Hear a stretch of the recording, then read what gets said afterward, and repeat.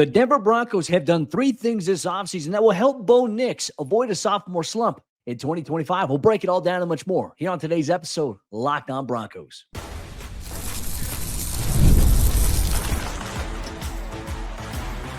You are Locked On Broncos, your daily Denver Broncos podcast. Part of the Locked On Podcast Network, your team every day.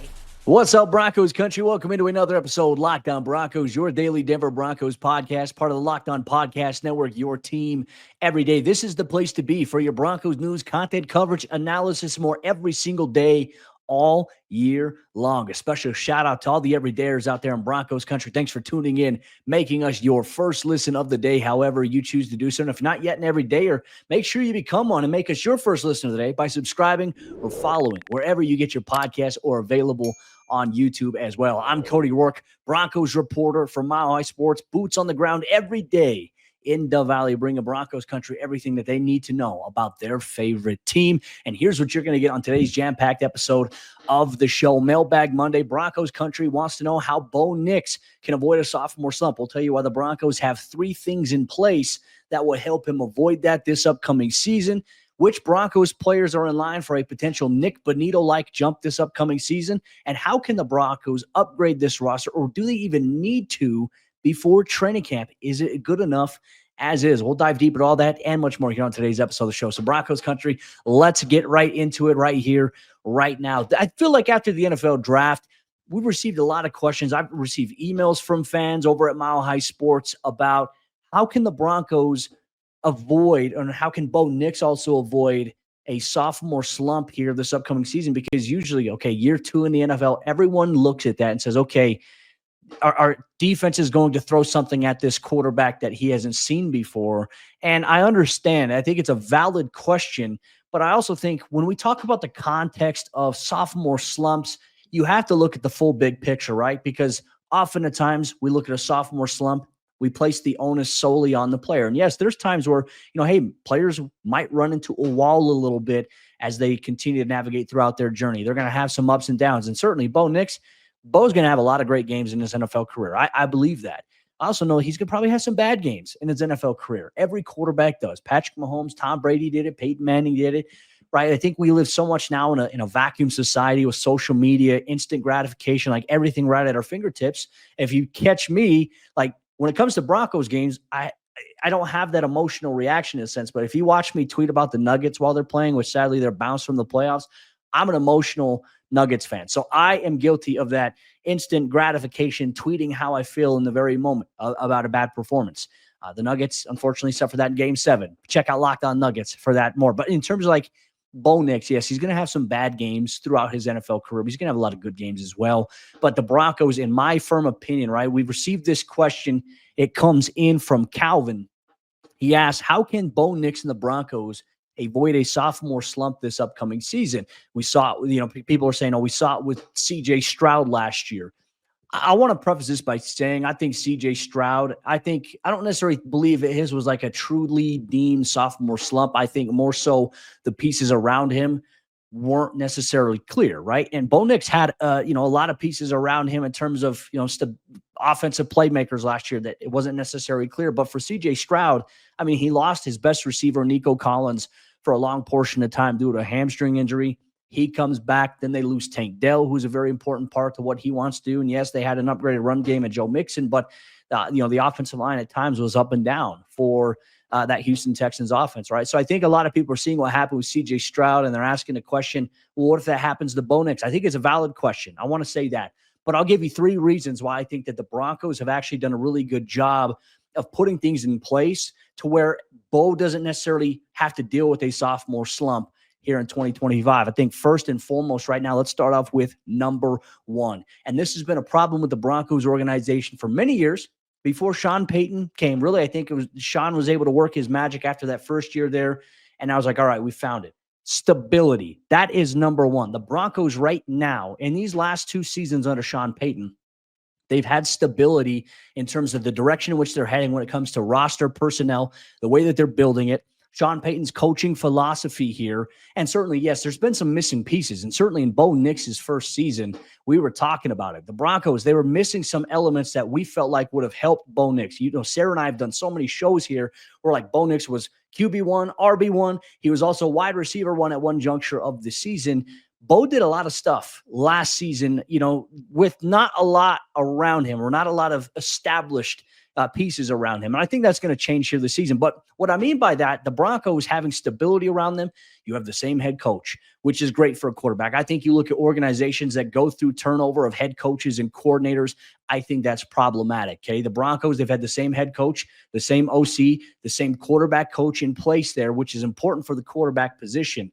Now, previously in other years for the Broncos, this was never really a consistent theme for them. Stability, I think, in the coaching staff and the direction which you're heading from a roster standpoint. Yes, there's been a lot of changes to the Broncos front office structure. They've lost a lot of key pieces due to executive promotions with other teams around the league, but the Broncos have promoted internally over the past weekend, 9 internal hires, 2 external hires to really kind of build this super kind of powerhouse front office, which we'll dive into a little bit, tomorrow's episode of the show here.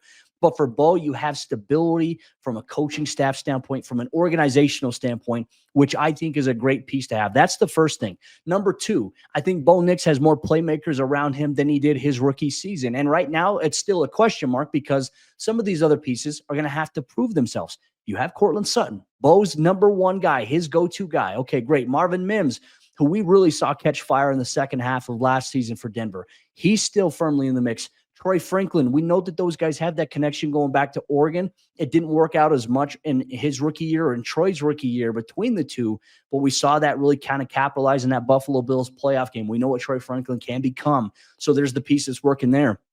I even think early on in the season, we saw Bo Nix. The first game against Seattle, he targeted Devon Vele 8 times, 8 targets, 8 catches. So he's got this chemistry with Vele.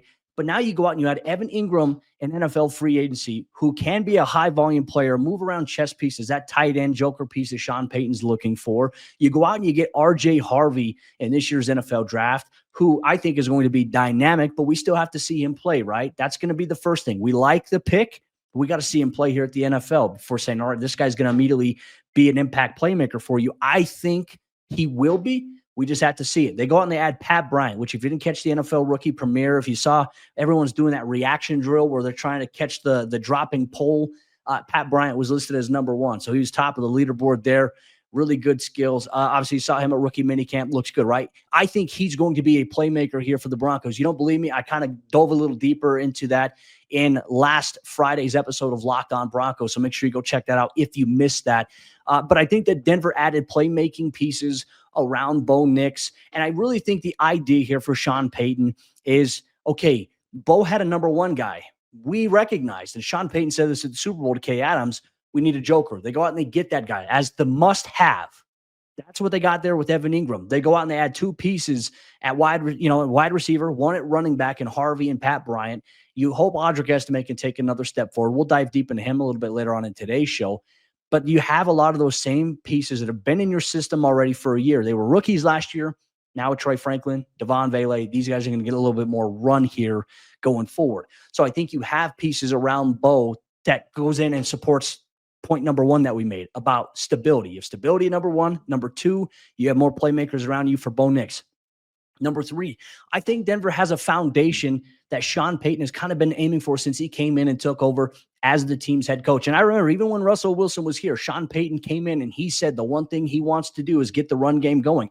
I asked him at the first OTA practice that we had in his first season about that. And he said, we really want to get the run game to be a big part of our offense. And certainly Javonte was factored into the equation at that point. We didn't know who Jaleel McLaughlin was just yet, but there were so many different things that went on, I think, with the running back position. I think some offensive line ups and downs, and obviously Sean's first year, some scheme getting adjusted to there.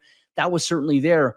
The Broncos believe internally, and I can tell you this, George Payton has told us this, they believe very much in their offensive line, and I think that they have that foundation around him. You have your starters at left tackle, left guard, right tackle, center right now. Maybe the one position on the O-line that's kind of up in the air. But you have a solidified offensive line in place here for Bo Nix. And last year, there were injuries to Mike McGlinchey and other players where there was some turnstiles a little bit. I don't even know if I used the right word there. there were some different guys coming in and out of the offensive line due to some injuries at various points of last season. And it didn't necessarily have the negative impact that we thought it would for a rookie quarterback like Bo Nix. Bo made up for a lot of different things without how smart of a football player he was. But now they, on paper, have a hopeful run game with Audric Estime and RJ Harvey and a third running back where there's going to be extensive competition here in training camp, where they believe the run game is going to get going this upcoming season. And if it does, that helps. And on top of that, they go out and they boosted the defense, which was very good last season. But then you had Talanoa Hufanga, you had Dre Greenlaw into the mix, Jahdae Barron at cornerback, and you got some really nice depth pieces in the NFL draft. The foundation is there for Bo Nix to have some success. So that is the three reasons why I think Bo can avoid a sophomore slump this upcoming season. It's as much on the team as it is the player as well. Want to know your thoughts here on today's episode of the show, Broncos Country. As always, we always appreciate you tuning in. But our mailbag questions, they're not done just yet. One member of Broncos Country wants to know which player on the offensive side of the ball will have a Nik Bonitto-like jump for the Broncos in 2025. We'll tell you why Marvin Mims and Troy Franklin, all eyes are on them here on today's episode, Locked On Broncos. Today's episode of Locked On Broncos is brought to you by our friends over there at Skylight Calendar and Broncos Country. Say goodbye to sticky notes, scribble plans on the fridge, and overlapping calendar invites. The Skylight Calendar, it's here to bring clarity to the chaos and help families stay organized without the stress. And this sleek digital display syncs with your existing calendars, Google, Apple, Outlook, and more, making it simple to track appointments, practices, dinners, and reminders all in one easy place. I've got my Skylight Calendar right behind me here in my office. And the one thing I like about it, I've got a wedding coming up in the next month. And of course, there's some final deadlines that my fiance and we have to keep track of. So I've got them imported directly into my Skylight Calendar. It's got reminders. It's got tasks for me and my fiance that when we open it up and we see it every day, we know what's coming up without being surprised or without forgetting certain things. And you can do the same thing in your family household. You can assign chores and tasks to your family members so you never miss what's going on in your busy lives. Right now, Skylight is offering our listeners $30 off their 15-inch calendars by going to skylightcal.com/NFL. Go to skylightcal.com/NFL for $30 off your 15-inch calendar. That is SKYLIGHT cal.com/NFL Skylight Calendars.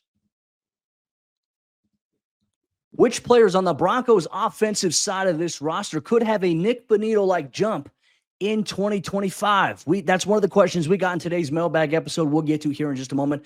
Just wanted to say thank you once again to everyone in Broncos Country. Thank you so much for tuning in, making us your first listen. As always, this is the number one place to be for short, sweet, objective, to-the-point coverage of your favorite team. No hot takes, no clickbait, no fluff. You just get Broncos talk from a realistic standpoint here every single day, all year long. We appreciate you so much here, Broncos Country. Well, let's go to our handy-dandy mailbag and open up another letter. You know who it's from. It's from our good friend over there, Rob. He sends in the question. Last year, we saw Nik Bonitto take a huge step and become one of the league's best outside linebackers. Which offensive player do you think has the best chance to take a Bonitto-like jump this year and become dominant at their position, right? So I think when we put this into context for Nik Bonitto, really his rookie season, there were a lot of questions. There was a lot of uncertainty, especially in the direction which the Broncos were heading under Nathaniel Hackett and everything, the Russell Wilson trade, the lack of draft picks.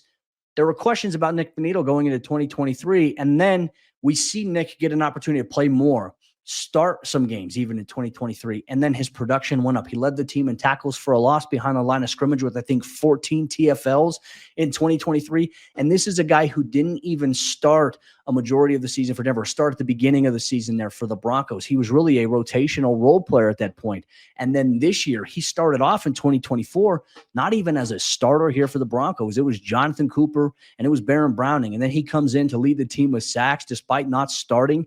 That right there, I think, showcased just a massive leap and a massive jump, right? But for Nik, I think a lot of people are forgetting his second year in the NFL, where we saw him make such a drastic improvement from his rookie year to his sophomore year. And then obviously he made a bigger leap going into year number 3. So I think when you look in the context of it being like a Nik Bonitto-like jump, okay, you got to think about second, third-year players. Well, first off, I'm going to go with one guy who's a second-year player.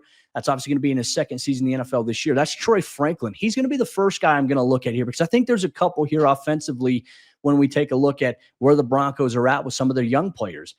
With Troy Franklin, the one thing that I have always kind of pounded the table for and have kind of just begged Sean Payton in a sense, just like when I'm tweeting or when I'm writing my game recaps or talking about it here on the podcast is, all right, we understand Troy. Troy's got speed to get behind defenses. We saw it in Buffalo. We've seen it in various games this year. And yes, he had a couple of drops this season. He only had 3 drops on the year. I think the drops narrative is something that people are saying like, oh, he drops the ball too much. Yes, he said he had 3 drops, and a couple of them were pretty bad drops. But at the end of the day, it's not like he had 10, 12, 13 drops in terms of the volume of targets there. A lot of these were some downfield misses where Bo overthrew him. One game against the Ravens, he had the drop against the Raiders there, understandably. But I want to see the Broncos do more with Troy Franklin than just run the 9 route, right? He can run the fade. He can run vertical. He can try to get past the defense. I want to see him running routes. I mean, from the slot, yes, I want to see him get behind defenses, but I also want to see him stretch the field. I think if you go to the New Orleans Saints game on Thursday Night Football, there are a couple plays that they run to Troy Franklin where he's running a backside crosser, and Bo finds him, and he's getting 12, 20 yards, something along those lines. There's a game against the Las Vegas Raiders on the road. It's 1st and 20 for the Broncos. They're backed up due to a holding penalty. Bo Nix fires a rip on a dig route inside to Troy Franklin for a 26-yard gain on 1st and 20, right? So you need 20 yards. You get 26 there. That's what I think pairs well with Bo. He's kind of got like this balance between, okay, I'm not going to put the ball into harm's way, but I know where I can take risk. I know where I can be a gunslinger at times. That's the thing I like about Bo. He's not reckless with the football. He's very smart. That's one reason why the Broncos drafted him. It's because he protects the football. Troy Franklin can be more than just the one-trick pony of just running a deep ball and then trying to catch it, right? And I also think the same exact thing here for Marvin Mims. Marvin obviously has the speed that scares defenses. Troy Franklin is about 4 inches taller than Marvin Mims and has the opportunity to do the same exact thing. I think Troy's got Marvin Mims like speed. But I think when we're talking about third-year player, I'm also going to be talking about Marvin Mims here. I think that both Troy Franklin and Marvin Mims are going to be in a position for the Broncos where they can have a Nik Bonitto-like jump.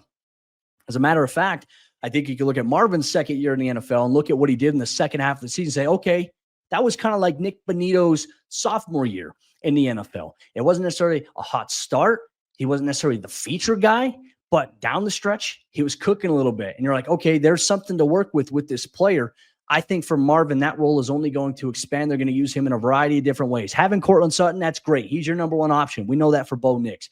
But bringing in a guy like Evan Ingram, that's going to create some matchup opportunities. Bringing in a guy like R.J. Harvey, that's going to create some matchup opportunities in the passing game because defenses, you're only allotted certain amount of cover guys, right? And sometimes, like last year, Denver defensively, late in the season, they were having moments where teams were just playing zone, where they were dropping 6, 7 defenders back into a zone, and the Broncos were still dicing up, right? And we're talking about 7 people dropping back into coverage on 3-man route concepts, sometimes 2-man route concepts, because the Broncos had to go a lot of 12 and 13 personnel from time to time. So there'd be guys staying in a block while 2 guys run routes and vice versa. So Denver still capitalized in those areas despite teams dropping back so many guys in the coverage. But now, if you're going to get a lot of pressure, which some teams are going to bring pressure at Denver, try to get after Bo Nix. That's where I think Bo can carve you up. You can eliminate the blitz with the quick passing game. Courtland's a big prominent player of that. Marvin's a big prominent player of that. And these other guys, if you had, I think Pat Bryant is going to be an underrated player in that role as well in the short to the intermediate passing game. I think that's where he's going to eat. But get guys like Marvin Mims and Troy Franklin the ball in space. I think more so Troy Franklin on crossing routes, deep overs. I even think you could do like even the out route concepts there. You can run double moves with him. Marvin is the type of guy where I feel like you can put him in the backfield as we saw Sean Payton do. You can line him up in the slot. You can line him up on the outside. He can do a little bit of everything, but don't just run Marvin and Troy on go routes. Don't run them and gas them early on here. Open things up, be methodical. Then that's where I think the run game coming in, if the Broncos have an improved rushing attack, that's exactly what will open up those deep shots downfield. Denver didn't have that threat of a run game last season consistently enough, and they still took shots downfield. Bo Nix threw I think the most or the third most passes downfield by a player, and people still want to call him a check down merchant. It drives me nuts when you can go watch the tape and see for yourself. Bo's making the smart play. If they're taking away the deep stuff, you're supposed to throw it to the check down guy. You're supposed to throw it short. But the Broncos didn't have a guy that was necessarily dangerous and, getting the ball. Like, let's say you threw it to a tight end on a check down or a running back on a check down. The Broncos didn't have a guy that can make guys miss the way that they do now with Evan Ingram, with guys like RJ Harvey. So I think so much of that will kind of play into the mix here. And I even want to ask this question too, because it's just an unknown right now. Can Audric Estime be thrown into this mix? I think that there's a chance, right? I liked what we saw from Audric in the sample size in which we got to see of him last year, late in that Baltimore game, that Kansas City game on the road. There's just bits and pieces, but the Broncos running back rotation was so inconsistent and up and down. There was never any flow to it. And then obviously, some questions about why he didn't play in that playoff game. That was more so to, hey, Javonte Williams, Broncos' first playoff game. They like to match up with Tyler Bidet against Buffalo's defense. They thought they could have an explosive advantage against. It didn't work out that way, but Audric Estime, I think, is a guy to maybe like an honorable mention here in this list. But Troy Franklin, Marvin Mims are the two names that I would keep an eye on here for the Broncos to have a Nik Bonitto-like jump in 2025. That's a great question sent in from our friend Rob on our Mailbag Monday episode of today's Locked On Broncos. We're not done yet, Broncos Country. We have some more mailbag questions coming your way, including how the Broncos can upgrade this roster that's already at 90 players before they get to training camp. We'll debate and discuss that and much more here on today's episode of the show.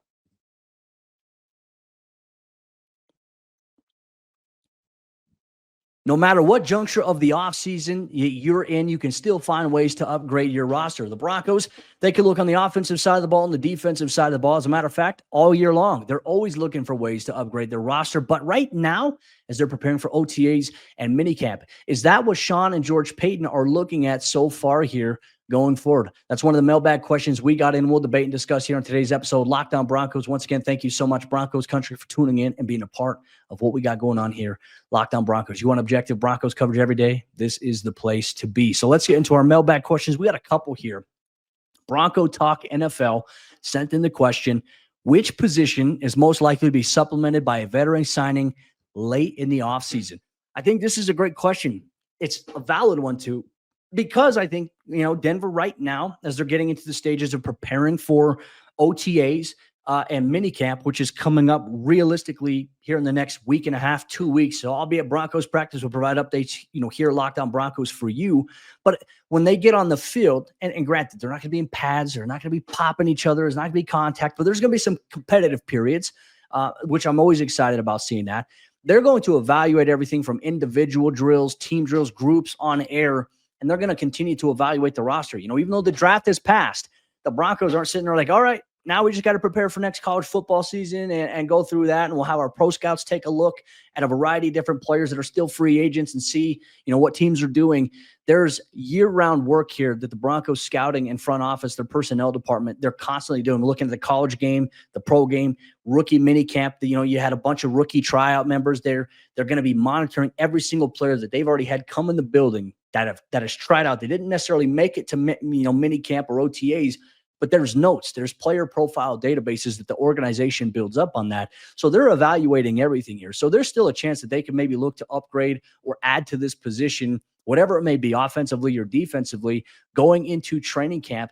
And so to kind of answer your question here about which position is most likely to be supplemented by a veteran signing late in the offseason, I initially thought tight end would be that position. Certainly still a possibility, but with them drafting Caleb Lohner, with them signing, Fotheringham, obviously a veteran in the NFL on a pro tryout. He impressed. He turned enough heads. They added him to the mix. They released Thomas Yasmin here. I don't know if tight end's going to be that position. We look at running back as well. Like, is that still a position the Broncos could add to? I mean, they're going to get another look here at Blake Watson, Tyler Bidet, Jaleel McLaughlin. We know that they like Audric Estime. We know that they like Tyler, obviously RJ Harvey. These two guys are, in my opinion, are roster locks. But they're going to look at Jaleel, Tyler, Blake, and they're going to try to make a decision here. So, okay, do we need to change anything, right? Could the Broncos maybe sign a veteran running back at this point? Really, the only guys that are available here, J.K. Dobbins still available, surprisingly, and Nick Chubb at this point. So, for me, I think the Broncos should stay away from that path. I know a lot of Broncos fans are uncertain about the running back room, really outside of RJ Harvey. I think the excitement level for Harvey is pretty high in Broncos country right now. But you got to let the rookie grow. I don't think the expectation is going to come in and be an every down back right away. Can he become that? Yeah. Could he establish that role for himself early on? I think there's a possibility. But why put that label on him right now? Let him come out in camp. Let him learn the system a little bit more and let him learn. He wants to be great. He said he wants to be better than the Alvin Kamara's, the Mark Ingrams, the Reggie Bushes. He doesn't want to be like the next them. He wants to be RJ Harvey, and he wants to be the next big thing, which I like that. I like the mindset. I like the attitude here. So running back, I could see it at that position. I used to think as well, wide receiver, Keenan Allen still being a free agent. Could Denver add a veteran here? I think if anything, they probably could. Is it likely though? Probably not at this point. I think Denver right now, I think that they're going to go into OTAs and minicamp here in a couple weeks with the roster intact as is. I think after that, they'll evaluate some of their options and they'll see what's going on in terms around, league circles. And, is there an injury that pops up for another team? Could that create an opening? Could there be potential trade talks? I mean, sometimes you could see that worked out during training camp. Sometimes you can see it worked out during the preseason. I just don't see it right now. The Broncos going out there and making a veteran signing. And if they did, in my opinion, it would either be a running back with one of the two names that I mentioned with Dobbins or Chubb, or wide receiver with a guy like Keenan Allen. I think right now they're very content with the roster that they have and where they're going. I still think it's a valid question, though, so I appreciate you sending that one in here on today's episode of the show. Our last one we're going to get to on our Broncos mailbag comes in from our good man, DeAndre Witherspoon. Always appreciate DeAndre's comments. Appreciate you, my man. What possession could the Broncos still upgrade, if any? This could be a debatable one here. To me, I still think that maybe the Broncos could add a linebacker, right? With the injury to Dre Greenlaw, which we know Sean Payton has told us, I was there when he said it, that Greenlaw is going to be fine for training camp. Do you still bring in another veteran guy just in case there is a setback in Greenlaw's recovery, right? Or an injury pops up. Alex Singleton's coming off the ACL injury. He's on track to be ready for training camp. He's making great progress.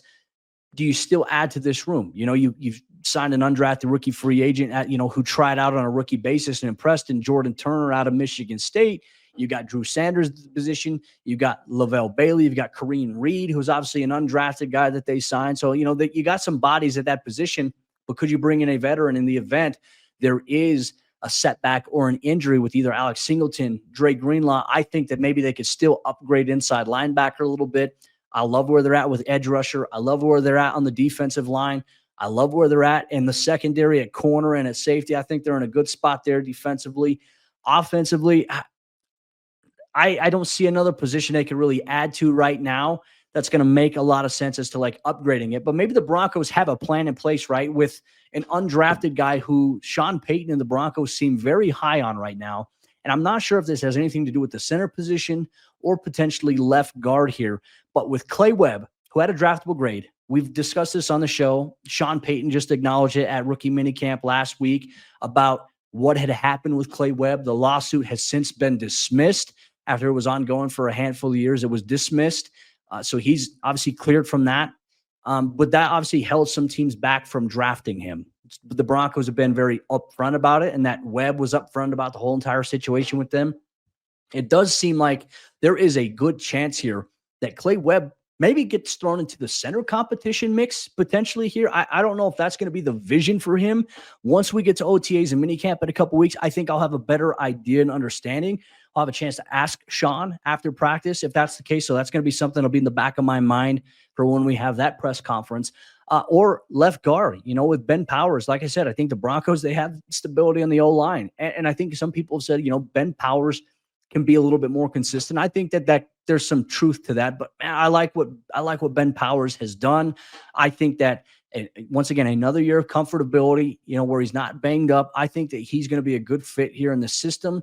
Do the Broncos see Clay Webb as someone who could eventually replace a guy like Ben Powers after this season? Or is this a guy who can throw his name into the hat of maybe a center competition, whereas maybe Luke Wattenberg, Alex Forsythe, maybe it's not a two-man battle? I mean, the Broncos, they brought in Sam Mustipher, I think, last season to compete for that center job. And realistically speaking, he didn't get thrown in with the ones or the twos much at all. It was Wattenberg and Forsythe, but primarily Wattenberg with the ones a majority of training camp in the preseason. So Clay Webb, a name to watch there, maybe at the center or left guard position here for the Denver Broncos. But aside from all that, I don't think that there's a specific place right now that Denver, like me personally speaking, can upgrade this roster before training camp. But if you agree with me or disagree with me, Broncos Country, make sure you let me know. If you feel like there's a position the Broncos you feel like can upgrade at, hey, make sure you let me know. Shoot me a message on social media.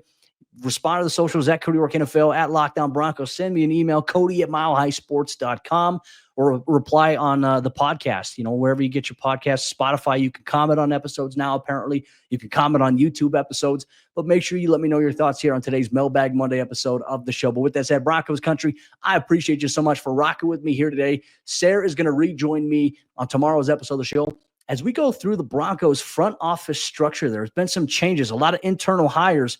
Sean Payton and George Payton are building a little bit of a powerhouse on the front office structure after losing a lot of key pieces this offseason. We'll debate and discuss that and more on tomorrow's episode, Locked On Broncos.